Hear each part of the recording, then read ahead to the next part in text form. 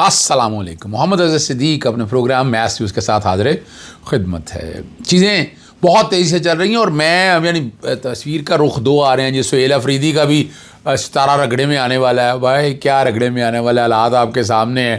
تو اس کا مطلب بندہ خاموشی سے بیٹھا رہے, یعنی وہ کس طرح کی باتیں کہہ کے کیا کہنا چاہتی ہیں, لیکن چیزیں گراؤنڈ پہ نظر آ رہی ہیں. اور عدالتی نظام میں کوئی بہتری کی گنجائش ہے, یہ سوچنے والی بات ہے جس پہ گفتگو کریں گے آج ہم اس پہ بھی.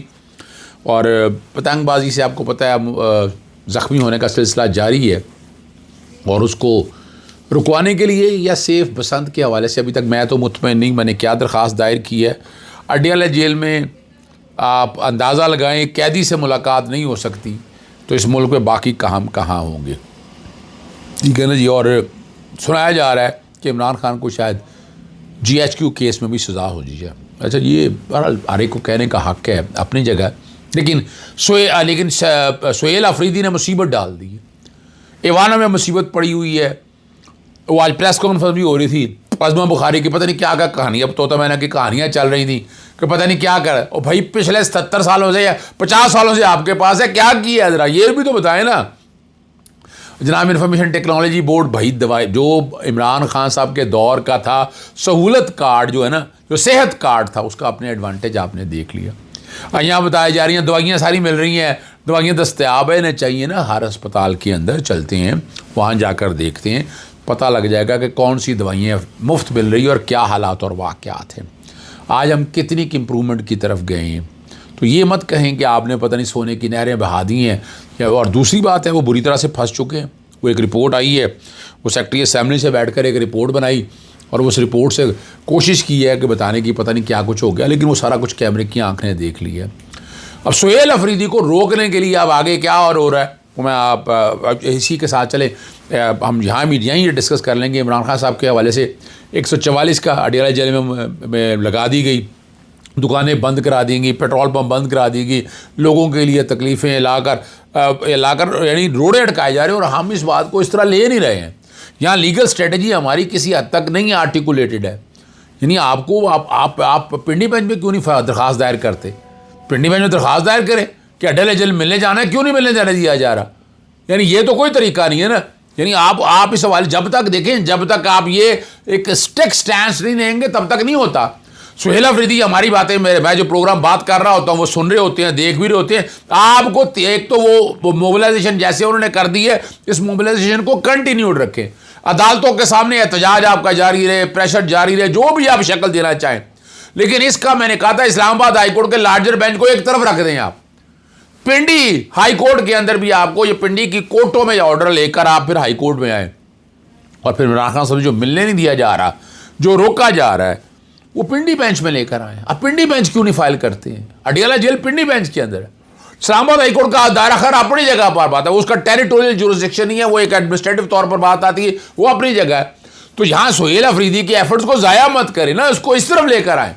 اور سہیل افریدی کو روکنے کے لیے اب آگے بہت سی چیزیں ہوں گی, لیکن اس نے آ کے ایک ہلچل مچا دی ہے. یہ مصیبت پڑ گئی ہے ان کو, موجودہ حکومت کو. اور میں نے نومبر کے بعد کہا ہوا ہے کہ آپ کو حالات بہتری ہے. دسمبر آپ کے سامنے چلا گیا, جنوری جون سے پہلے عمران خان صاحب کو میں باہر آتا دیکھ رہا ہوں. یہاں دوسرا اینگل کیا آ رہا ہے وہ بتایا جا رہا ہے کچھ صحافی حضرات, اینکر حضرات, کہ عمران خان صاحب کو جو GHQ عملی اس میں سزا ہوئی. دیکھیں قانون کے مطابق جو بھی ہونا ہے سزا ہونی, لیکن وہ سزا کس بیس پر ہوگی؟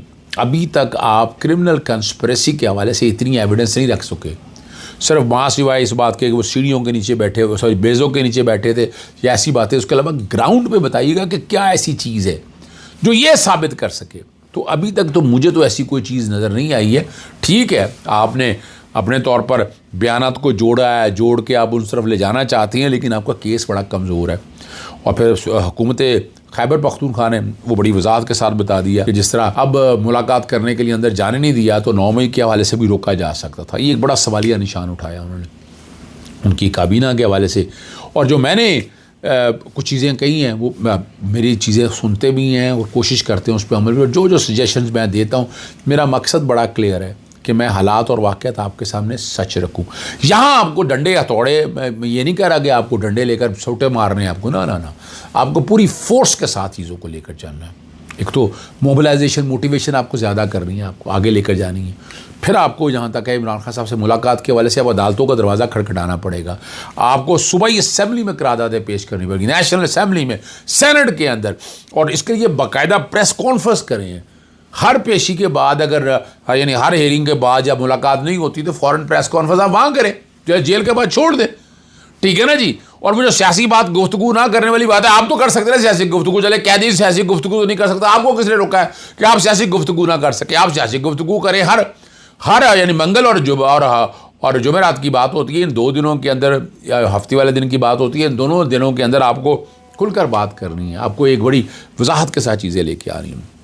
دوسرا کچھ دوستوں کا خیال تھا کہ یار یہ پتنگ بازی ہو رہی ہے، ہونے تو دیکھیں مجھے کوئی اعتراض نہیں ہے پتنگ بازی ہو، لیکن ابھی یہ حال دیکھیں، ابھی پتنگ بازی پہ پابندی ہے، ڈوریں پھر رہی ہیں، گلے کٹ رہے ہیں، شدید زخمی ہوئے ہیں. میں نے وہ تصویریں ساتھ دیکھی ہیں. میں نے وہ ایک متفرق درخواست اسی لیے لاہور ہائی کورٹ کے اندر میں نے آج داخل کی ہے، لیکن وہ لگنا نہیں، وہ کیس 5 تاریخ کے لیے لگا ہوا ہے، پیر والے دن کے لیے. یہ اس کی سماعت جو ہے بظاہر وہ 5 تاریخ والے دن ہوگی. لیکن میں لے گیا ہوں نوٹیفیکیشن جو ڈپٹی کمشنر جاری کیا 6, 7, 8 کا. ٹھیک ہے نا جی. اور بہت سی باتیں انہوں نے سنا کہ آپ پریکٹیکل یعنی کر ہی نہیں سک رہے نا. آپ کیسے اس پر اطلاع کریں گے، کیسے روکیں گے؟ آپ کے پاس کوئی ہے ہی نہیں، آپ کے پاس میکینزم کوئی نہیں، وایا میڈیا نہیں ہے. آپ چیزوں کو کنٹرول کیسے کریں گے؟ خالی نوٹیفیکیشن جاری ہے تو صرف لاہور کا آیا ہے، پنجاب میں بہت سے علاقوں کا نوٹیفیکیشن آنا ہے، تو اس لیے میں نے پنجاب والا نوٹیفیکیشن جو ہے نا وہ تو میں لے کر آگے چلا گیا ہوں، تاکہ میں ان چیزوں کو وہاں تک لے کر آ سکوں اور میں حقائق کو آپ کے سامنے رکھتا ہوں. مقصد یہ نہیں ہے سیب بسنت آپ بنائیں، جیسے میں نے بتایا کہ ابھی گلے کٹ رہے ہیں، آپ روک سکے ہیں؟ نہیں روک سکے ہیں. کیا وجہ ہے؟ تو آپ جب اس دن ہوگی کیسے روکیں گے؟ تو ابھی آپ روک نہیں سک رہے. آپ اس چکر کے اندر اپنا ایک کام سیدھا کر رہے ہیں، وہ ٹھیک ہے کریں، مجھے کوئی اعتراض نہیں ہے، لیکن گراؤنڈ میں آپ کے پاس کوئی چیز ایسی موجود نہیں. اگلی جو بات ہے رجب بٹ والے معاملے کے اندر میرا نقطہ نظر بڑا کلیئر ہے. رجب بٹ نے جس طرح کی گفتگو کی وہ وکلا کے لیے قابل برداشت نہیں ہے. اور آپ یہ کیوں سمجھ رہے ہیں کہ ایک وکیل نے اگر یونیفارم پہن لی، اگر یونیفارم نہ پہنے تو انسان تو ہے نا وہ. اور جو اطلاعات میرے سامنے آئی ہیں، جو میرے پاس انفارمیشن آئی ہیں کہ یہ لوگ پہلے آ کر بیٹھ کر وکلا کے خلاف کو بات کر رہے تھے، جس سے تلخی بڑی وہ سن لی گئی کہ یہ گفتگو کیا کر رہے ہیں وکلا کے بارے میں. اور الٹیمیٹلی جو ہے تلخ کلامی تک بات گئی، آگے ہاتھا پائی دونوں. ایک فریق کہہ رہا ہے کہ پہلے انہوں نے ہاتھ اٹھایا، دوسرا کہتا ہے انہوں نے ہاتھ اٹھایا. تو یہ بات تو اب انکوائری اور انویسٹیگیشن کے ذمہ آئے گی. ٹھیک ہے نا جی. اور اس کے لیے بار کونسل یا بار ایسوسیشن نے معاملہ اٹھا لیا. اب اس کو وکلا کی انٹیگریٹی کے ساتھ جوڑنا یہ نہیں میں اتفاق کرتا. بھئی وکیل بھی تو آخر انسان ہے، وکیل بھی تو آخر انسان ہے نا. یہاں بیٹھ کر یہاں جو کہ مذہبی معاملہ ہے، بہت سے باتیں اور ہیں کہ جس طرح کی وہ گفتگو کی اپنے چند بنیادی طور پر ویوز بڑھانے کے لیے، اس طرح مسائل نہیں حل ہوتے جناب. آپ کو اس کے مطابق لے کر چلنا، آپ کو ہوائی باتیں نہیں کرنی. آپ نے مذہب کے بارے میں تنقید کی، وکلا کے بارے میں بات گفتگو کی، تو بھائی چھوٹی موٹی باتیں تو ہوتی رہتی ہیں. آپ نے اسمبلی کے اندر نہیں دیکھا ایک دوسرے کو گتھم گتھا ہونا، اور یہ ساری باتوں کو آپ اس کو لے کر صرف وکلا برادری کو آپ حرف تنقید بناتے رہیں. یہ تو نہیں ہے.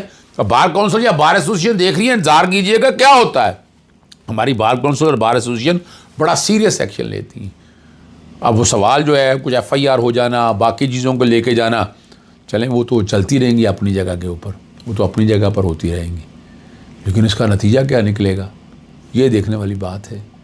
اور کیا چیزیں ہم اس اینگل پہ لے سکیں گے کہ نہیں.